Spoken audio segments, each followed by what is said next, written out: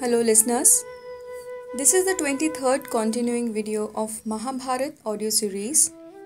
This video will be regarding chapter number 23. It's about the invitation for the famous board game. So let's begin with the chapter. Duryodhan and Shakuni went to Dhritarashtra. Shakuni opened the conversation. He said, "O king, Duryodhan is worn with grief and anxiety. You are paying no attention to his unbearable sorrow. Why this unconcern?" Dhritarashtra, who doted on his son, embraced Duryodhan and said, "I do not see why you should be disconsolate. What is here that you already do not enjoy? The whole world is at your feet. When you are surrounded by all kinds of pleasures like the very gods, why should you pine in sorrow? You have learned the Vedas, archery, and other sciences from the best of masters. As my firstborn, you have inherited the throne. What is left you to wish for? Tell me." Duryodhan replied, "Father, like anybody else, rich or poor, I eat and cover my nakedness. But I find life unbearable. What is the use of leading such a life?" And then he revealed in detail the envy and hatred that were eating into his vitals and depriving life of its savor. He referred to the prosperity he had seen in the capital of the Pandavas, which to him was bitterer than loss of his all would have been. He burst out, "Contentment with one's lot is not characteristic of a Kshatriya. Fear and pity lowered the dignity of kings. My wealth and pleasures do not give me any satisfaction, since I have witnessed the greater prosperity of Yudhishthir. O king, the Pandavas have grown while we have shrunk."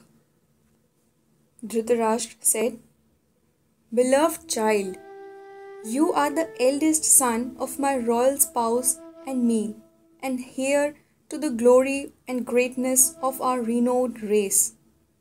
Do not cherish any hatred towards the Pandavas. Sorrow and death will be the sole result of hatred of kin and kith, especially when they are blameless. Tell me, why do you hate the guileless Yudhishthir? Is not his prosperity ours too? Our friends are his friends.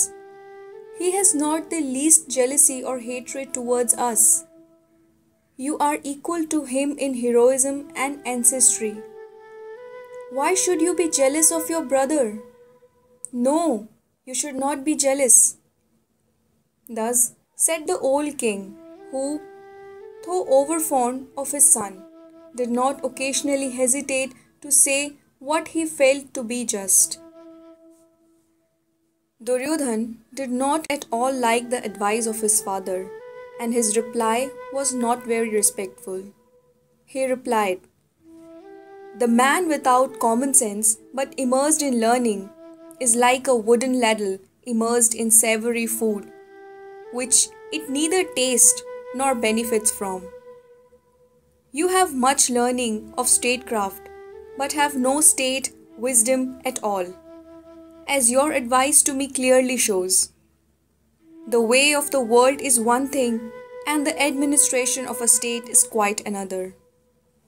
Thus has Brihaspati said, 'Forbearance and contentment, though the duties of ordinary men, are not virtues in kings. The Kshatriya's duty is a constant seeking of victory.'"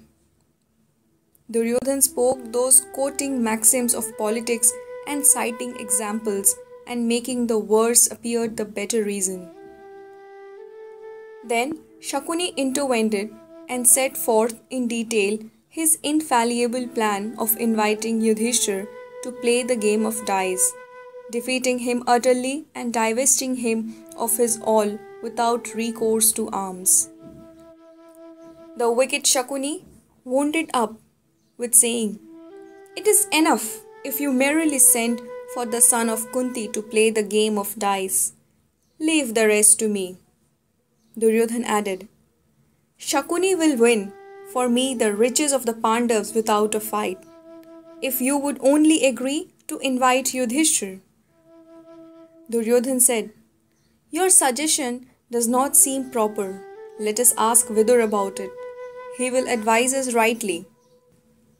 But Duryodhan, whom would not hear of consulting Vidur, he said to his father, Vidur will only give us the platitudes of ordinary morality, which will not help us to our object. The policy of kings must be very different from the goody maxims of textbooks, and is sterner stuff of which the test is success. Moreover, Vidur does not like me and is partial to the Pandavas. You know this as well as I do. Dhritarashtra said, The Pandavas are strong. I do not think it wise to antagonize them. The game of dice will only lead to enmity. The passions resulting from the game will know no bounds. We should not do it. But Duryodhan was importunate. Wise statesmanship lies in casting off all fear and protecting oneself by one's own efforts. Should we not force the issue while yet we are more powerful than they? That will be real foresight. A lost opportunity may never come again, and it is not as though we invented the game of dice to injure the Pandavas. It is an ancient pastime which Kshatriyas have always indulged in, and if it will now serve us to win our cause without bloodshed, where is the harm? Dhritarashtra replied, Dear son, I have grown old. Do as you like, but the line that you are taking does not appeal to me. I am sure you will repent later. This is the work of destiny. In the end, out-argued and through sheer fatigue and hopelessness of dissuading his son, Dhritarashtra assented and ordered the servants to prepare a hall of games.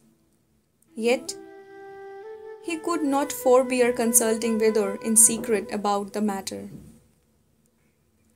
Vidur said, O king, this will undoubtedly bring about the ruin of our race by raising up unquenchable hate.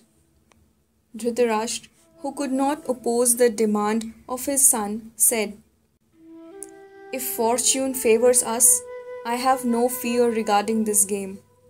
If, on the contrary, fortune goes against us, how could we help it? For destiny is all-powerful. Go and invite Yudhishthir on my behalf to come and play dice. Thus commanded, Vidur went to Yudhishthir with an invitation.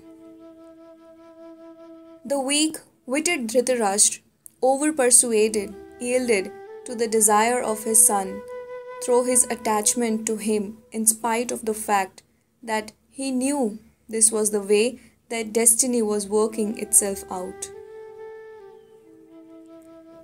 So, chapter 23 finishes here.